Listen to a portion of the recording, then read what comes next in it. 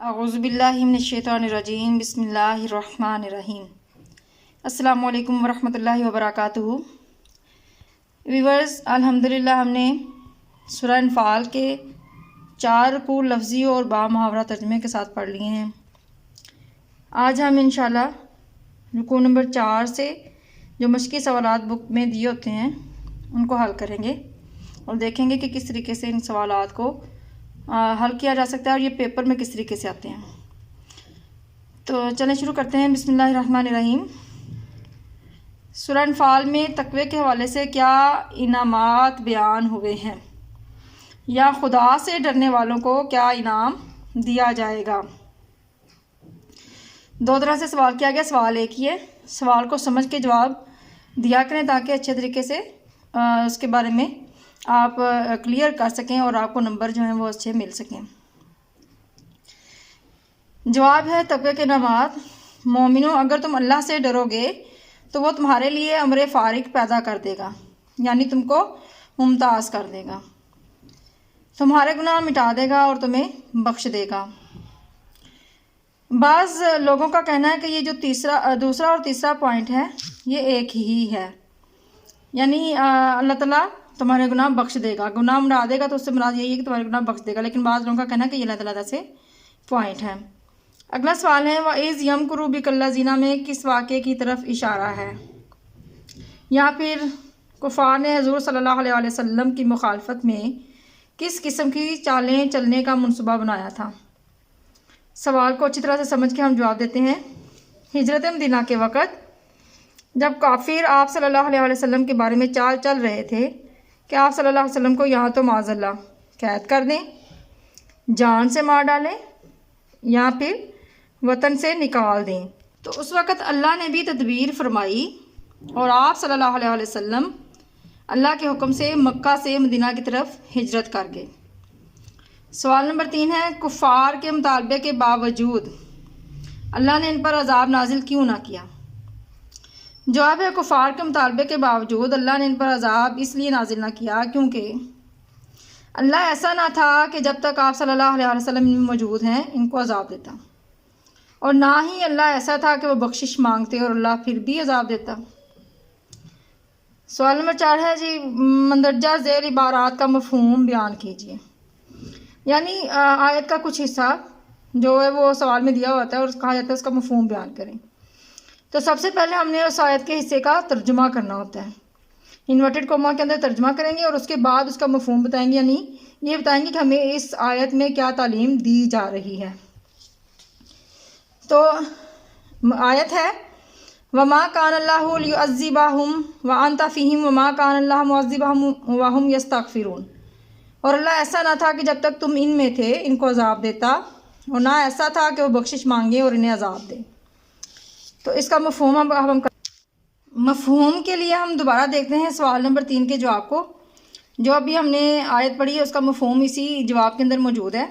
ترجمہ کرنے کے بعد اگر ہم اسی کو کر لیں گے تو وہ آسانی سے اس کا جواب حل ہو جائے گا، یعنی کہ کفار کے مطالبے کے باوجود اللہ تعالیٰ نے ان پر عذاب اس لیے نازل نہ کیا کیونکہ اللہ ایسا نہ تھا کہ جب تک آپ صلی اللہ علیہ وسلم ان میں موجود ہیں ان کو عذاب دیتا، اور نہ ہی اللہ ایسا تھا کہ وہ بخشش مانگتے اور اللہ پھر بھی عذاب دیتا۔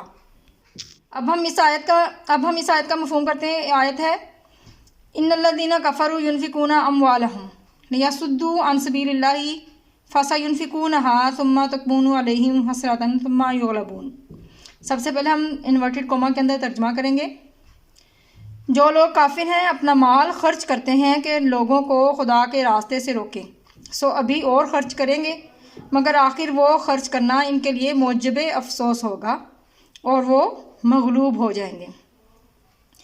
ترجمہ کرتے وقت جو الفاظ انورٹڈ یہ بریکٹ میں دیے ہوئے ہوتے ہیں یہ ان کی عربی جو ہے وہ آیت میں استعمال نہیں ہوئی ہوتی، لیکن ان کے بغیر ترجمے کو سمجھنا ممکن نہیں ہوتا، تو اسی لیے مفسرین نے ان الفاظ کو بریکٹ میں ڈالا ہوتا ہے تاکہ ترجمہ ہمیں اچھے طریقے سے سمجھ آ جائے۔ ترجمہ لکھنے کے بعد انورٹڈ کوما کے اندر پھر ہم اس کا مفہوم دیں گے۔ اس آیت مبارکہ میں یہ تعلیم دی جا رہی ہے کہ غزوہ بدر میں کفار نے مسلمانوں کو شکست دینے کے لیے بہت سا مال جمع کیا، مگر جب جنگ ہوئی تو وہ مال ان کے کسی کام نہ آیا اور وہ ہار گئے۔ ان لوگوں کو اس آیت کے ذریعے اللہ تعالیٰ پیغام دے رہا ہے کہ ان کا مال خرچ کرنا ان کے لیے باعث افسوس ہوگا، اور مسلمان جب تک حق کے راستے پر چلتے رہیں گے کافروں پر غلبہ پاتے رہیں گے۔ اب ہم چلتے ہیں مزید ایسے سوالات جو ترجمے میں سے بن کر آ سکتے ہیں۔ تو سب سے پہلے یہاں پہ آپ کو سوال نظر آ رہا ہے، تقوی سے کیا مراد ہے؟ سوال ہے تقوی سے کیا مراد ہے؟ تو جواب دیتے وقت پہلے ہم کریں گے معنی۔ تقوی کے معنی ہیں ڈرنا یا بچنا، اور پھر ہم بتائیں گے اس سے مراد کیا ہے۔ اس سے مراد اللہ تعالیٰ سے ڈرتے ہوئے فرائض و واجبات پر عمل کرنا اور ناجائز اور حرام کاموں سے بچنا۔ اس عمل کو پرہیزگاری بھی کہتے ہیں۔ اگلا سوال ہے اساطیر الاولین سے کیا مراد ہے؟ یہاں آیات قرآنی سننے کے بعد کفار کیا کہتے ہیں، یا جب کفار کو آیات پڑھ کر سنائی جاتی ہیں تو ان کا رد عمل کیا ہوتا ہے؟ ایک ہی سوال کو 3 طریقے سے پوچھا گیا ہے اور جواب ایک ہی ہے، یعنی اگر ہم سوال کو اچھے طریقے سے سمجھیں گے تو جواب ہمیں دیتے وقت بڑی آسانی ہو جائے گی۔ تو پہلے سوال کو اچھے طریقے سے سمجھا کریں تاکہ جواب دینے میں آسانی ہو۔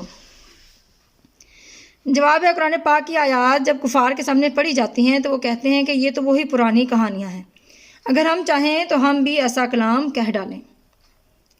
سوال ہے اگلا، کافروں نے اللہ سے کون سے عذاب کا مطالبہ کیا؟ انہوں نے کہا کہ اے خدا، اگر یہ قرآن تیری طرف سے برحق ہے تو ہم پر آسمان سے پتھر برسا یا کوئی دکھ دینے والا عذاب بھیج۔ سوال ہے مسجد محترم یا مسجد حرام یعنی بیت اللہ کے حقیقی متولی کون ہے؟ متولی سے مراد منتظم، جو مسجد کا انتظام سنبھالنے والے ہوتے ہیں۔ تو ہم نے سورہ انفال کے آیات کے ترجمے کے مطابق جواب دینا ہے، مسجد محترم یعنی بیت اللہ انتہائی مقدس جگہ ہے، اس کے انتظامات کے لیے بھی اللہ تعالیٰ نے پرہیزگار لوگوں کی ہی ذمہ داری لگائی ہے۔ اس وقت کے کافر سمجھتے تھے کہ وہی اس کے منتظم اور وہی اس کے مالک ہیں، حالانکہ ایسا نہ تھا۔ اللہ تعالیٰ نے آیت میں واضح فرما دیا کہ اس کے متولی نہیں ہیں وہ لوگ، بلکہ اس کے متولی کون ہیں؟ پرہیزگار لوگ۔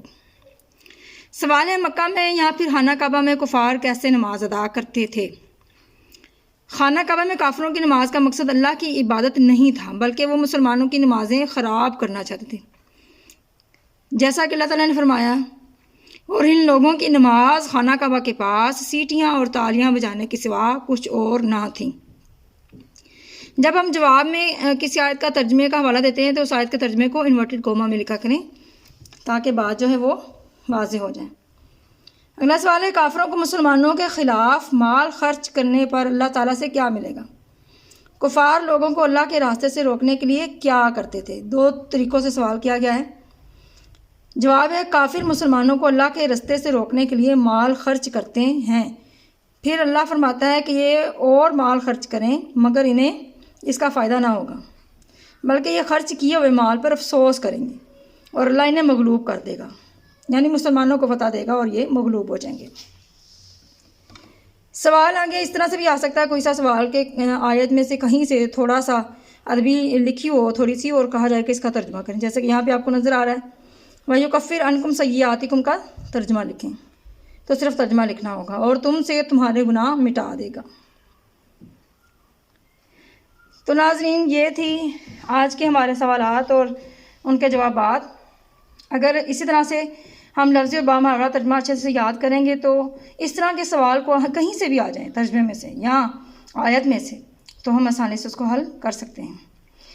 اگر آپ کو یہ ویڈیو اچھی لگی ہو تو لائک کریں اور شیئر بھی کریں زیادہ سے زیادہ، تاکہ زیادہ سے زیادہ لوگ اس سے فائدہ حاصل کر سکیں۔ اور اگر سبسکرائب نہیں کیا تو ضرور سبسکرائب کر لیں تاکہ تمام آنے والی ویڈیوز جو ہیں وہ آپ کو مل سکے، اور بیل آئیکن کا بٹن بھی دبا دیں۔ اگر پہلے والی ویڈیوز ابھی تک آپ نے نہیں دیکھی تو ان کو ضرور دیکھیں تاکہ تمام اسباق کو آپ کو اچھے طریقے سے سمجھ آ سکے۔ جو طالب علم ہیں 9th کلاس کے ان تک یہ ویڈیو ضرور شیئر کریں تاکہ وہ اپنے پیپرز کے لیے اپنے ایگزامز کے لیے بھی اچھی طریقے سے تیاری کر سکیں اور آیات کو سمجھ کر اس پر عمل بھی کر سکیں۔ اللہ تعالیٰ ہم سب کی غلطیوں کو معاف کرے اور ہمیں قرآن پاک کو سمجھنے اور عمل کرنے کی توفیق عطا فرمائے۔ آمین ثم آمین۔